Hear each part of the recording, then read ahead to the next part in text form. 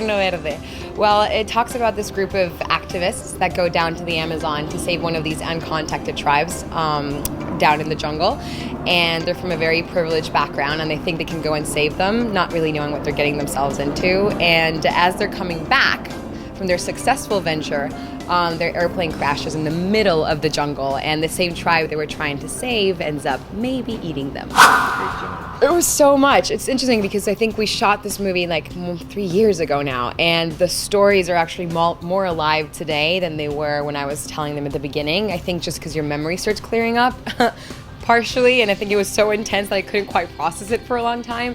I think the habitat conditions, to say the least, were like the most intense. The heat, the extreme humidity, the food we weren't used to, the water, the isolation was a lot of intense conditions for sure.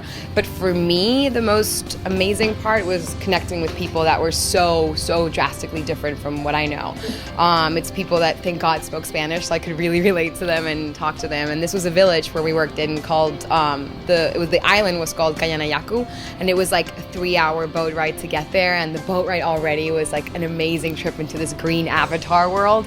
And once you got there, you had like 2 hours till cameras were set up, so I would play soccer with the kids and sort of learn what they do all day. And it's so interesting because they had never seen ice, yet they knew who Selena Gomez was, so that was quite the shock. And I was like, these kids really want to be connected.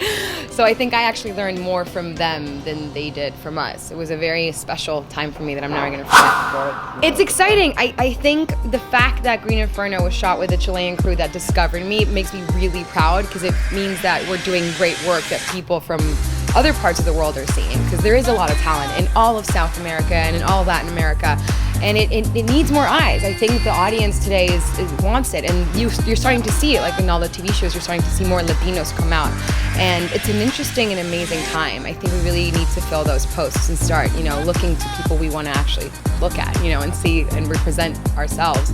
So for me, I feel a little bit of a good responsibility in that sense, because I am a very, very proud Latina and a very proud Chilean.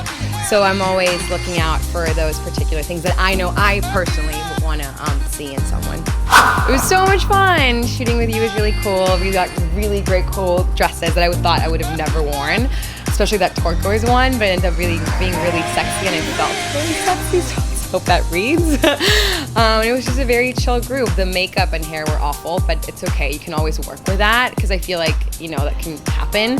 But the rest was really fun. No, I'm joking. They were all awesome. They're amazing. They're the only reason why I actually look like this, because I don't wake up like this. I really don't. All of them. Wait, what's not a challenge in beauty? Beauty is already challenging. I think the only part that isn't challenging, and I know this is going to sound cliche, but I think it's real, and I've learned it growing up, is beauty really comes from the inside. And the more calm you are with who you are and just accepting and loving, which is, I know, is so hard, especially for women, and especially for women that are out there in the eye, literally.